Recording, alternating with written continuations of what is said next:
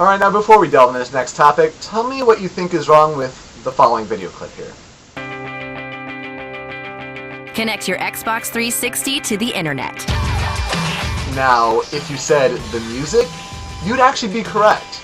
This song is called Get It Together, and it more or less became the unofficial theme for last summer's smash hit on the PS3, Little Big Planet. So why is this music being used in a Microsoft commercial? Well, since Little Big Planet's soundtrack is more of a compilation like the old Tony Hawk games, rather than a specifically licensed soundtrack, no laws are actually being broken here, just unwritten ones. SwordHunter, do you have a problem with the use of this song in a rival advertisement? I have a big problem with this. I mean, it doesn't make sense at all for, Microsoft to be using a PS3 exclusive title that people recognize as, Little Big Planet in their commercial. It just doesn't make sense. I mean, a commercial is supposed to draw attention to one company. And when you are in itself, drawing attention to your rival as a competitor, that just doesn't make sense from a business standpoint. And, we've seen different examples like, I think it was like the Leapfrog or something that, IGN posted was using Legend of Zelda music. Anything like that. It's just identifiable music that is specifically for one game, franchise, whatever. You cannot compare that, though. That's a different example. I mean, Koji Kondo wrote that music. He does have, that was specifically made for that game. So that's a different example. So Leapfrog can go suck something big. But this is not as big of a deal as you're making out to be, I think. I think that, the 360 is starting to push itself more to that casual audience because they're seeing more money being made in it. And the casual audience will not recognize this music as being Little Big Planet. People who played Little Big Planet and those who actually follow the industry like we do, of course recognize it. And we say, Microsoft, what are you thinking? You gotta put it together. Or you gotta get it together. That's more like it. But this really isn't as big of a deal. They're not breaking any laws, and maybe even they're trying to draw the PS3 audience where it's like, oh, that tune sounds familiar.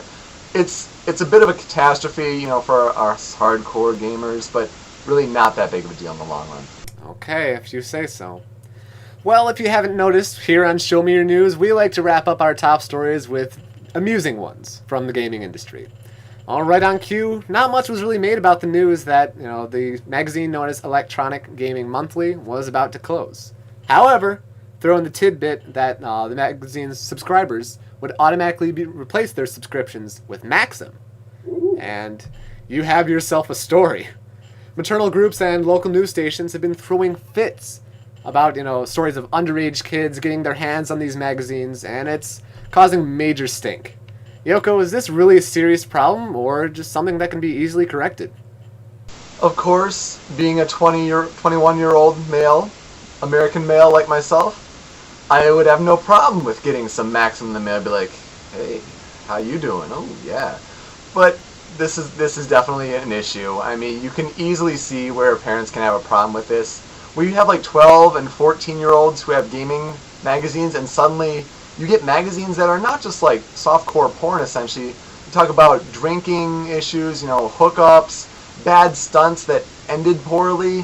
This is bad, and so obviously I don't think they had a Boston News thing doing a neighborhood watch sort of thing. I don't think it needs to be made that big of a deal, but they should have at least given them an option of what to do.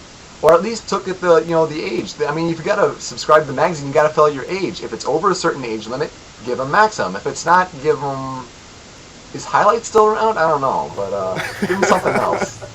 It might be, but yeah, the biggest problem here was the age demographic of the subscribers to the magazine. You do have the range of 12, all the way to people who are even married and getting strange looks from their wives and all. It must have been causing major problems, and they should have been giving a choice and not just, hey, oh yeah, by the way, here's a copy of Maxim and a little notification saying that EGM's no longer published, so here you go. Slight problem. I mean, but those covers are sure enticing. Well, they are, but not Plus you got female gamers too. Are, female gamers don't care about Maxim, but well, I don't know, we'll see. Well, that's all for this week's top stories. Coming up, we dish about the latest games that we've been playing in GameGab. Also, with all the gaming movies that are, supposedly in the works, which ones would you like to see on the big screen? Stick around and find out. we interrupt this eargasmic cornucopia of pure audio wind to shamelessly promote another podcast. No! No! The Big Bald Broadcast. But what makes it big and bold? The Big Ball Broadcast brings you news on all things geeky, movies, gadgets, games, cartoons, and anime, and other random fandom. You're fired. I'm fired.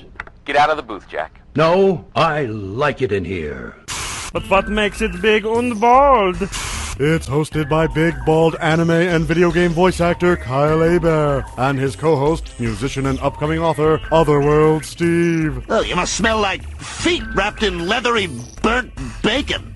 Subscribe via iTunes or visit thebigballbroadcast.blogspot.com. That was totally wicked!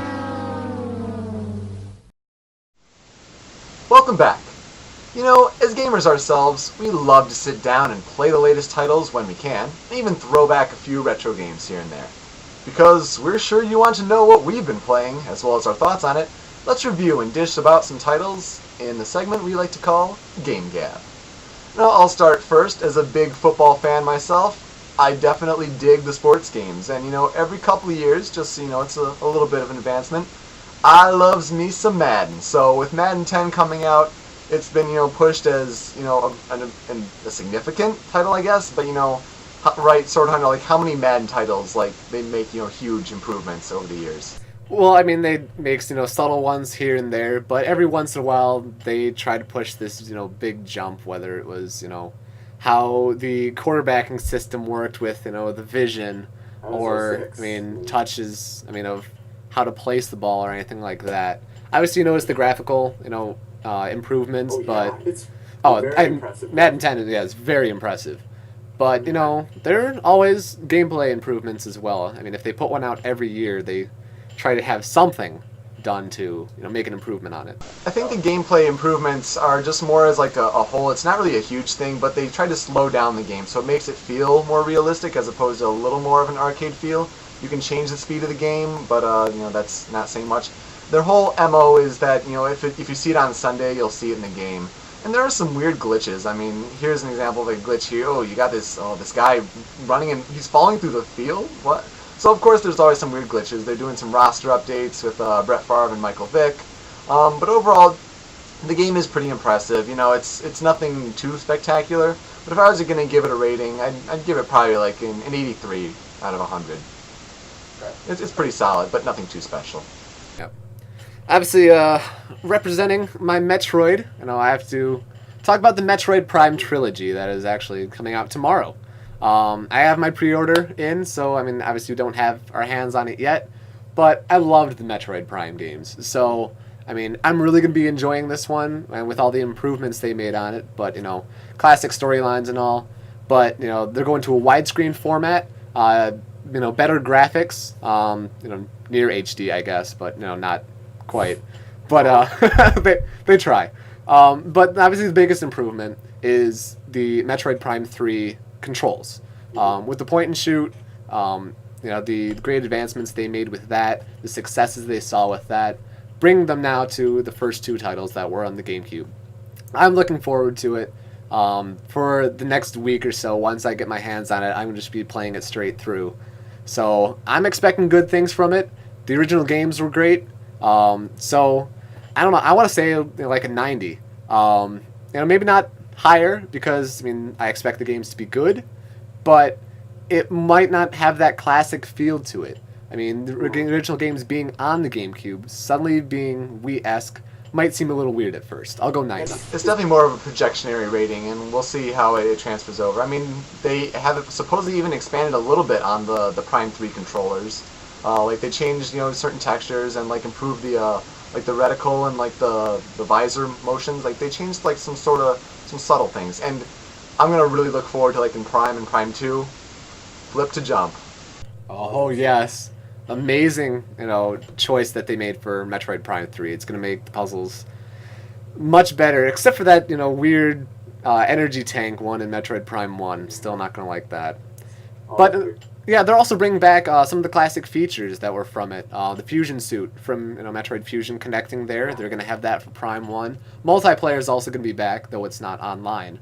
But, still the little subtleties from each game, they're still going to be bringing back. Using the unlockable system from Prime 3, it should be a great game.